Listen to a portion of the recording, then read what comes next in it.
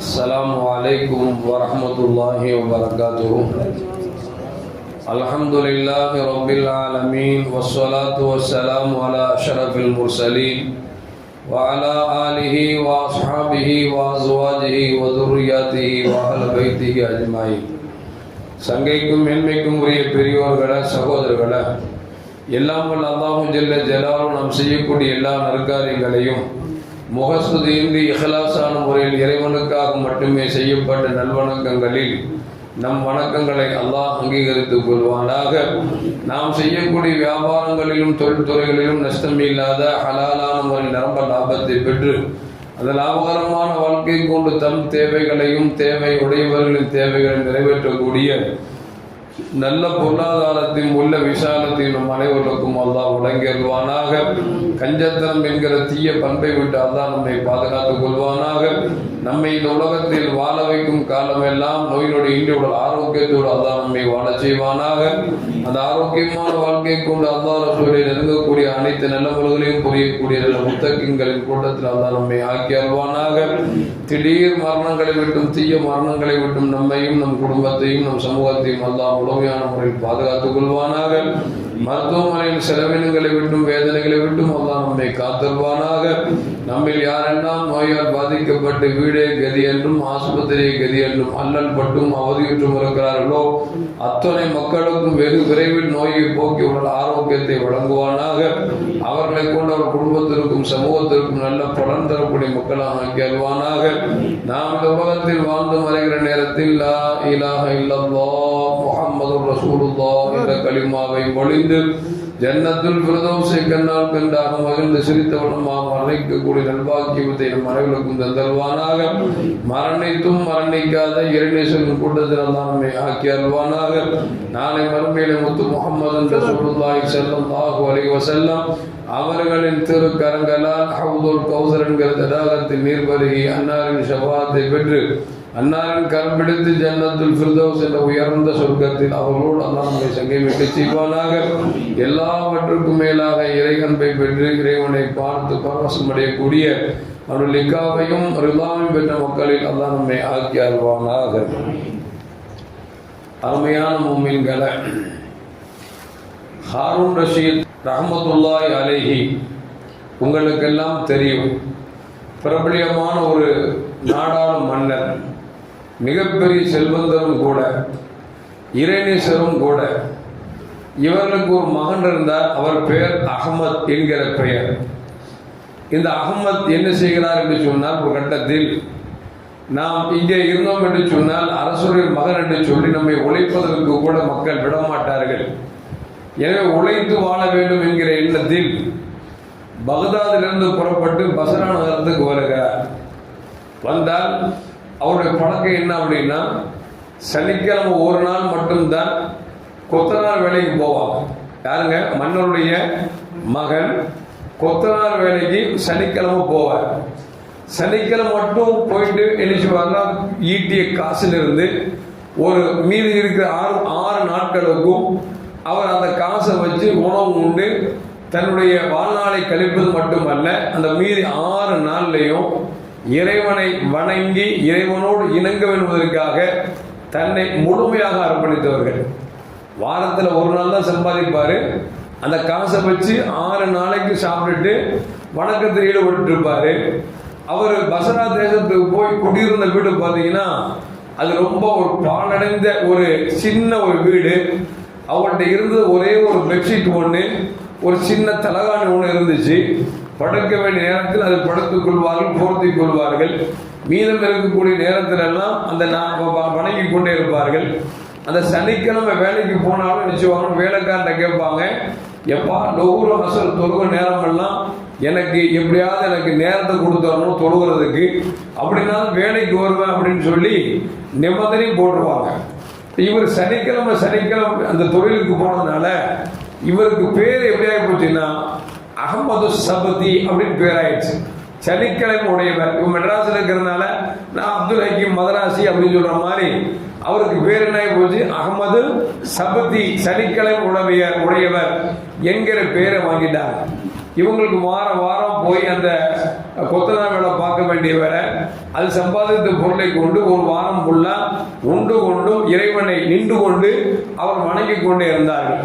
அவரோட நண்பர் என்ன செய்வார்னா, வாரத்துக்கு ஒரு நாள் இவர் எங்கே வேலை செய்கிறாரோ அங்கே வருவார். அப்படி ஒரு நாள் வந்து பார்க்குறாரு, வேலைக்கு ஆள் வரலை. என்னன்னா ஆள் வரல அப்படின்னு விசாரித்து பார்க்குறாரு, தெரியலன்னு எல்லாரும் சொல்கிறாங்க. சரி அவர் வீட்டுக்கு போய் பார்க்கலாம் அப்படின்னு பார்த்தா அவர் வீட்டில் மரணப்படக்கில் படுத்திருக்கிறார். யாரு? ஹாரூன் ரஷீத் அவங்களுடைய மகனார் அகமது சபதி என்கிற அந்த மனிதர் மரணப்படக்கில் படுத்திருக்கிறார். இப்போ நண்பர் போறாரு, உடல்நலம் விசாரிக்கிறாரு. விசாரிச்சு அவர் சொல்றாரு, மரண தருவாயில வந்துட்டேன், நான் ஒரு மோதிரத்தை தர்றேன், அந்த மோதிரத்தை என் கஃனிட்டு குளிப்பாட்டி கஃனிட்டு என்னை அடக்கம் செய்த பிறகு அந்த மோதிரத்தை கொண்டு பகதாதில் அரசர் இருப்பாரு, அவர்கிட்ட போய் கொடுத்துருங்க அப்படின்னு சொல்றாரு. அரசுடைய மகன் சொல்லி இவர் சொல்லலை, அந்த அரசர்கிட்ட போய் மோதிரத்தை கொண்டு கொடுத்துருங்க அப்படின்னு சொல்றாரு. அது கொண்டு இவர் மரணிக்கிறார். மரணத்திற்கு ஒரு குளிப்பாட்டி கஃனிட்டு அவர் நல்லடக்கம் செய்யப்பட்டது. அந்த அகமது சபதி அவருடைய நண்பர் என்ன செய்றாருன்னா, வசீத் பண்ணிட்டாரு, இந்த மோதிரத்தை கொண்டு பகதாதில் இருக்கிற அரசர்கிட்ட கொடுக்க சொல்லி, சரி அவரை தேடி போவோம் அப்படின்னு சொல்லி இவர் பசராவில் இருந்து பகதாதுக்கு தேடி போறாங்க. போனா மன்னர் அந்த சிம்மாசனத்தில் உட்கார்ந்து இருக்கிறார். அவங்கள்ட்ட இவர் புதுசா போனோடனே யாருப்பா வேணும் அப்படின்னு கேட்கிறாங்க. இல்லை உங்களை தனியா பார்க்கணும் அப்படின்னு சொல்லி அந்த அகமது சபத்தியுடைய நண்பர் கேட்டுக்கொள்கிறார். ஹாரூன் ரஷீத் பாஷா எல்லாத்தையும் வெளியே அனுப்பிட்டு வாங்க அப்படிங்கிறாங்க. இவர் உள்ள போனவர் மோதிரத்தை எடுத்து காமிக்கிறார்.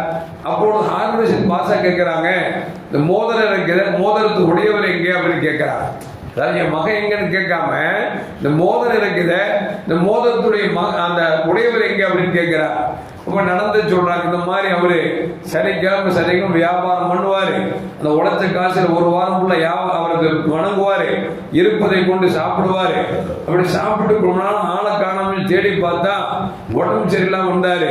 அவர் மரணிக்கிற நேரத்தில் மோதிரத்தை உங்கள்கிட்ட கொடுக்க சொல்லி என்கிட்ட வசீது பண்ணாரு, நான் மோதிரத்தை உங்கள்கிட்ட கொடுத்துட்டேன் அப்படின்னு உடனே ஹாரூன் ரஷீத் பாஷா அழுக ஆரம்பிச்சுட்டான். ஏன் பெத்த புள்ளியாச்சே, இந்த மனுஷனுக்கு தான் அழுக வராமல் இருக்கும். தேம்பி அழுகிச்சு கேட்டாங்க, இந்த மோதிரத்தை கொண்டு வந்துட்டியாப்பா, அந்த மோதிரத்தில் என்னை விட்டு இழந்துட்டாரு, அவர் வேறு யாரும் இல்லை, என்னோட மகன் தான்ப்பா, எங்க அடைக்கிறீங்க காமிக்கலாமா அப்படின்னு கேட்கிறாங்க. அவர் சொல்றாரு, நான் காமிக்கிறேன்னு அப்படிங்கிறாங்க. அந்த மன்னரைக்கு வந்து நீண்ட நேரம் துவாசிட்டு சொன்னாங்க, நீ வெற்றி அடைந்து விட்டாய், நீ வெற்றி அடைந்து விட்டாய் அப்படின்னு சொல்லி அவர்கள் சொல்லி அழுகிறார்கள்.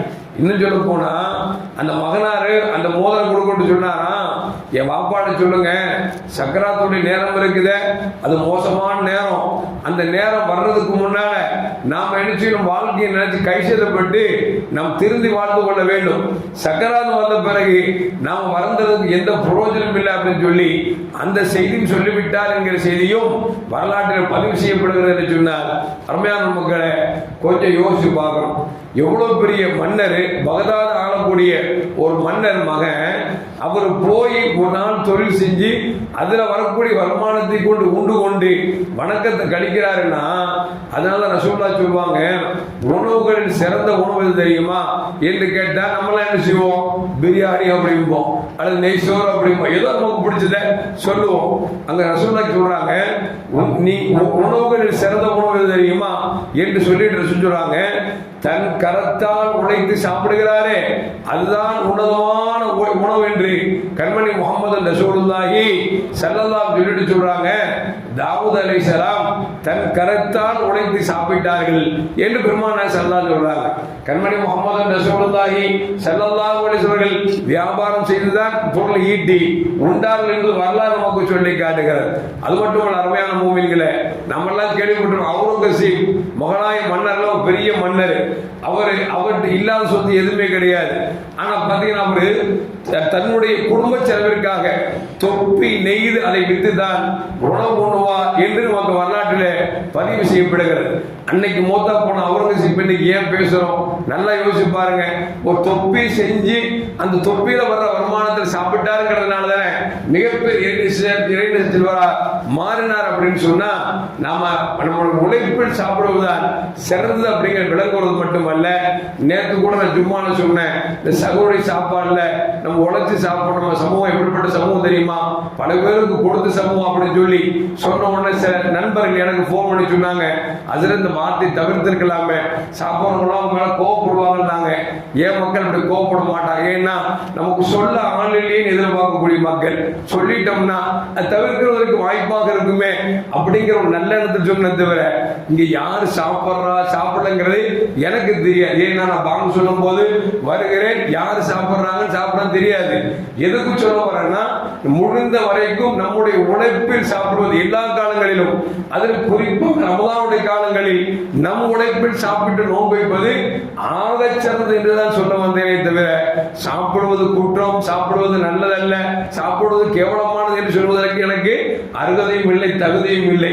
என் மக்களுக்கு என்ன நல்ல காரியத்தை சொல்லணும்னு ஆசைப்பட்டேன், அது சொல்லிட்டேனே தவிர யார் மனதையும் புண்படுத்த வேண்டும் என்கிற எண்ணம் நமக்கு எப்பொழுதும் கிடையாது. சொல்ல வேண்டியதை நம்ம ஆணித்தரமா தெளிவா சொல்ற பழக்கம் நம்மளுடைய இயற்கையிலேயே வந்துருச்சு. அதனால நாம இதை சொல்வது எதற்கு சொல்கிறோம் அப்படின்னு சொன்னால், நம்முடைய நோன்பு பாழாகி விடாமல் நாம் பிடிக்கிற நோம்பில் முழுமையான நன்மை கிடைக்க வேண்டும் என்கிற ஒரு நல்ல எண்ணத்தில் மட்டும்தான் சொல்லப்பட்டதை தவிர அதற்கு நான் சொல்றது உண்டு, குடும்பங்களில் சாப்பாடு ஆக்கல, இல்ல மனைவிக்கு உடம்பு சரியில்லை, அல்ல மனைவி இல்லை, அல்லது குடும்பமே இல்லை அப்படின்னா அவங்களுக்கு தாராளமாக சாப்பிடலாம் அப்படிங்கிறத எந்த மாற்று கருத்தும் அல்ல.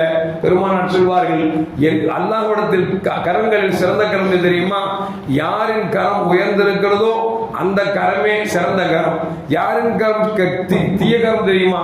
யாரின் கரம் தாழ்ந்திருக்கிறதோ அந்த கரம் தான் தாழ்ந்த கரம். பெருமானார் சொல்லுவாங்க, இறைவா என் கரத்தை என்றென்றும் உயர்ந்த கரமாக ஆக்கி வைப்பாயாக. நான் உயர்ந்த கரம்னா கை தூக்குறதா? அப்படி இல்லை, கொடுக்கும் எண்ணத்தை அல்லாஹ் நமக்கு தரணும். அதோட பொருளாதாரத்தை ஈட்டுவதற்கு முயற்சி செய்ய வேண்டும். அதற்காக அல்லாஹ் தௌஃபீக் செய்யணுமே தவிர நாம் யாரிடத்திலும் கேட்டு பெற்று விடக்கூடாது என்பது மட்டுமல்ல. நபிகள் நாயகம் ஸல்லல்லாஹு அலைஹி வஸல்லம் என்றைக்கு பிற மக்களிடத்தில் யாசிக்கிறீர்களோ அன்றைக்கு அல்லாஹ் வறுமையின் வாசலை திறப்பான் என்று முஹம்மது ரசூலுல்லாஹி ஸல்லல்லாஹு அலைஹி வஸல்லம் தருகிறார்கள். எல்லாம் வல்ல அல்லாஹ் ஜல்ல ஜலாலுஹு நம் கரங்களை என்றென்றும் கொடுக்கும் கரங்களாக உழைத்து உண்ணக்கூடிய உன்னதமான மக்களாக அல்லாஹ் நம்மை ஆக்கி அருள்வானாக. அஸ்ஸலாமு அலைக்கும் வரஹ்மத்துல்லாஹி வபரகாத்துஹு. ஸல்லல்லாஹு அலா முஹம்மத் ஸல்லல்லாஹு அலைஹி வஸல்லம். ஸல்லல்லாஹு அலா முஹம்மத் ஸல்லல்லாஹு அலைஹி வஸல்லம்.